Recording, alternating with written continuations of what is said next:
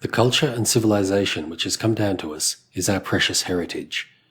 Too often we take for granted the arts and sciences which, stone by stone, have been erected by others for our living temple. To reappraise and appreciate the dedicated lives of great men is both instructive and fitting.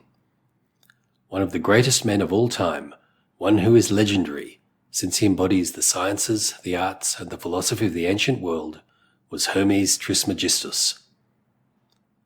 There is no historical record as such of this great Egyptian, but tradition states that he flourished about 2670 BC.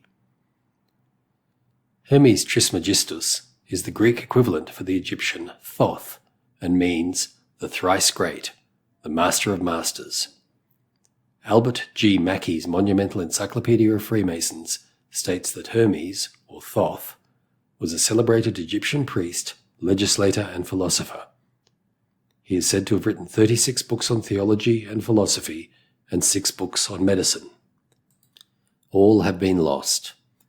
Mackey further states that Eusebius claimed that Hermes introduced the art of writing into Egypt. It is interesting to conjecture that Hermes, after his death, was deified and became known as the god of wisdom. Clemens of Alexandrinus speaks of him as the scribe of the gods, the secretary of Osiris, the greatest god of them all, and the lord of divine words. Works are extant in papyri and on temple walls, treating of Hermes' studies of geography, astronomy, ritual, myths, and medicine. The 42 books attributed to him were subdivided into 6 divisions. The first consisted of 10 books and dealt with laws, deities, and the education of priests. The second, also consisting of 10 books, treated of sacrifices, offerings, prayers, hymns, and festive processions. The third group, also 10 in number, was called Hieroglyphics, a repository of cosmographical and geographical information.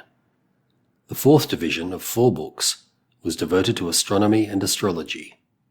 The fifth group, of 2 books, contained a collection of songs in honor of the gods and a description of royal life and its duties. The sixth and last group contained 6 books, known collectively as the Pastophorus. These dealt with medical subjects.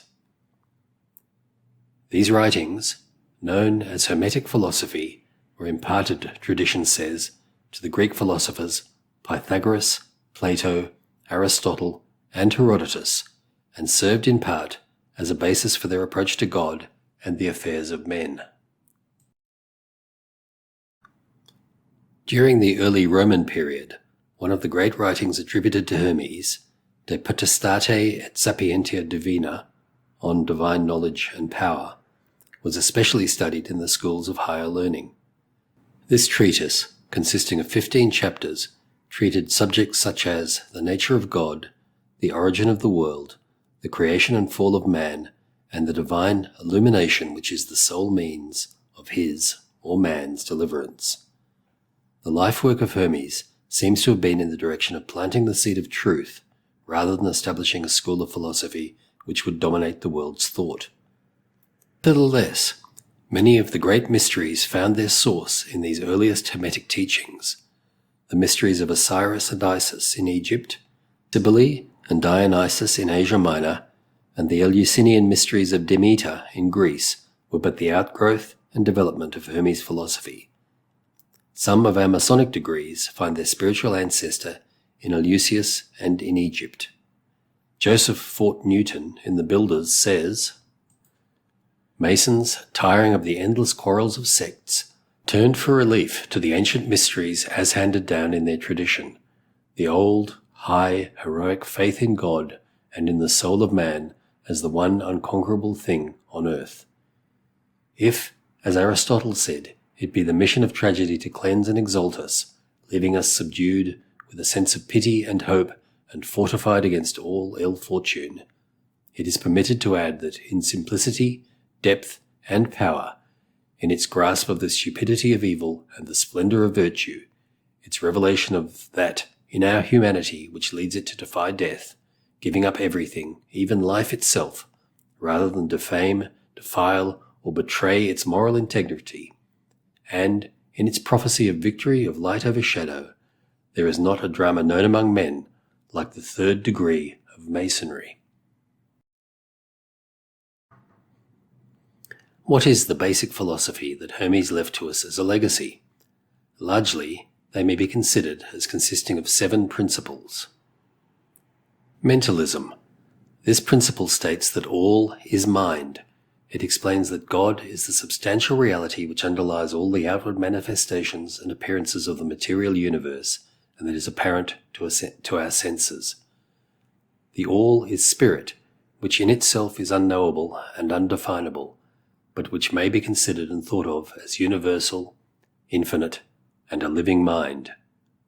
It also explains that the phenomenal world, or universe, is simply a mental creation of the all, subject to the laws of created things, and that the universe, in its parts or units, has its existence in the mind of the all.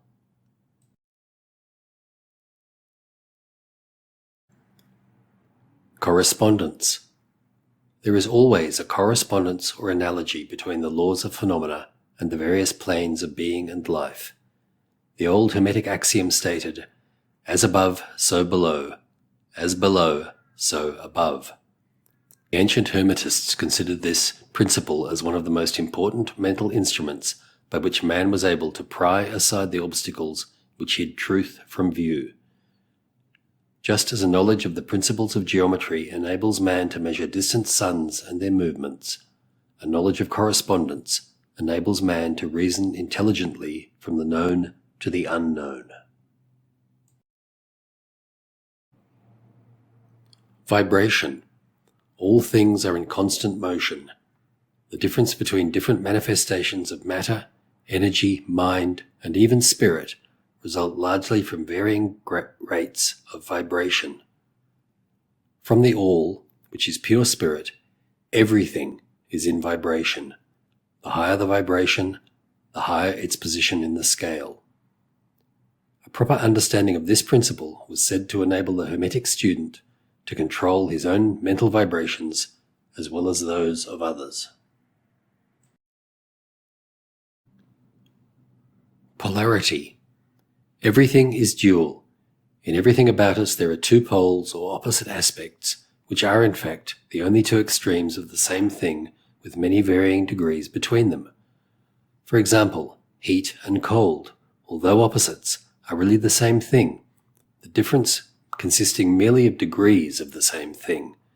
There is no such thing as absolute heat or absolute cold.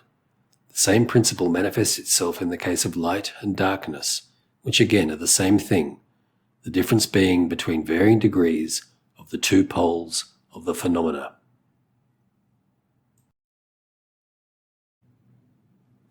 Rhythm. This principle holds that in everything there is a manifested, a measured motion to and fro, a flow in and a flow out, a swing backwards and a swing forward. There is always an action and a reaction, an advance and a retreat. This is the rhythm of the universe: suns, worlds, men, mind, energy, and matter.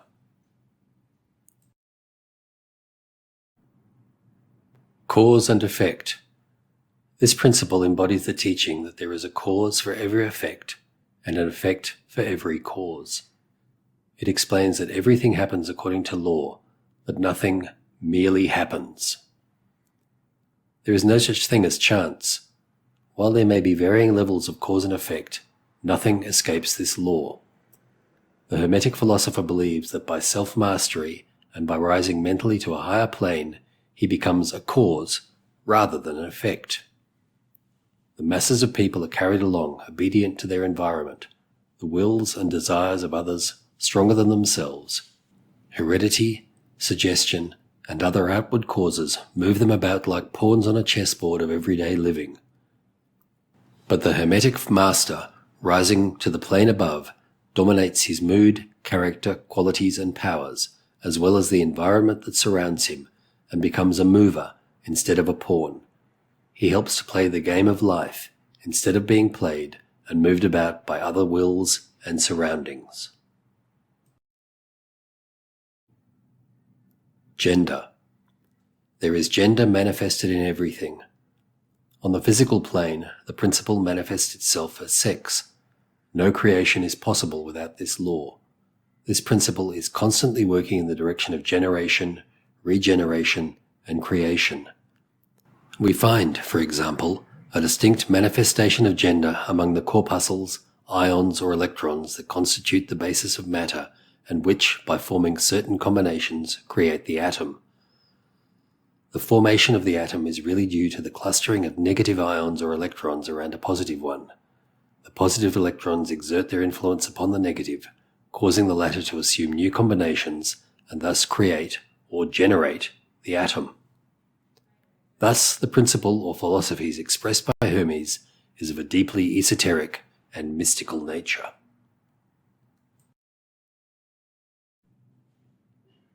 Any study of this sage requires careful analysis to separate the true from the traditional.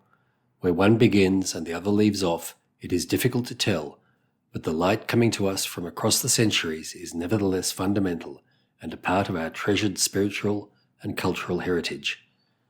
Let us ponder well the philosophy of Hermes Trismegistus.